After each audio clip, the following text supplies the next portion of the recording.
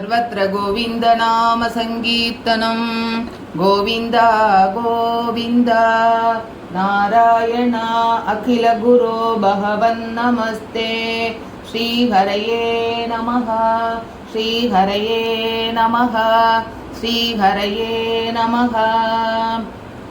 वैकुंठवर्धित बलोत भवत्प्रसादात् अम्बोजयो निरसुजत् किल जीवदेहान् स्तास्नूनि भूरुगमयानि तथातिरश्चां जातिर्मनुष्यनिवहान् अपि देवभेदान् मिथ्यागृहास्मि मतिरागविकोपभीतिः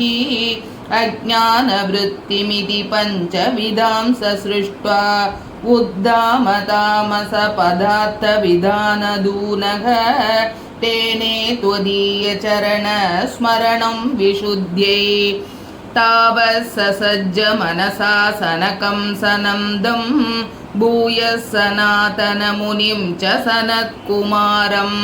ते सृष्टिकर्मणि तु तेन नियुज्यमानाः त्वत्पादभक्तिरसिका जगृहुर्नवाणीं तावत् प्रकोपमुदितं प्रतिरुन्धतोऽस्य भ्रूमध्यतो जनिमृडो भवदेकदेशः नामानि मे कुरु पदानि च हाविरिञ्चेति आदौ रुरोध किल तेन स रुद्रनामा एकादशाक्वयतया च विभिन्नरूपं रुद्रं विधाय दयिता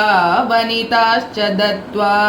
तावन्त्यदत्त च पदानि भवत्प्रणुन्नः प्राह प्रजाविरचनाय च सादरं तं रुद्राभिसृष्टभयताकृति रुद्रसङ्ग सम्पूर्यमाण भुवनत्रयभीतचेताः मामा प्रजाः सृजतपश्चर मङ्गलायेति आचष्टतं कमलभूर्भवदीरितात्मा तस्यातसर्गरसिकस्य मरीचिरत्रिः तत्राङ्गिराः क्रतुमुनिः पुलः पुलस्त्यः अंगादजायद भृगुश्च वसिष्ठदक्षौ श्रीनारदश्च भगवन् भवदङ्घ्रिदासः धर्मादिकान् अभिसृजन् अथ कर्दमं च वाणीं विधाय विधिरङ्गजसङ्कुलोऽभूत् त्वद्बोधितैः सनकदक्षमुखैस्तनूजैः उद्बोधितश्च विरराम तमो विमुञ्चन् वेदान् पुराणनिवहान् अपि सर्वविद्याः कुर्वन्निजाननगणाः चतुराननोऽसौ पुत्रेषु तेषु विनिधाय स सर्गवृद्धिम्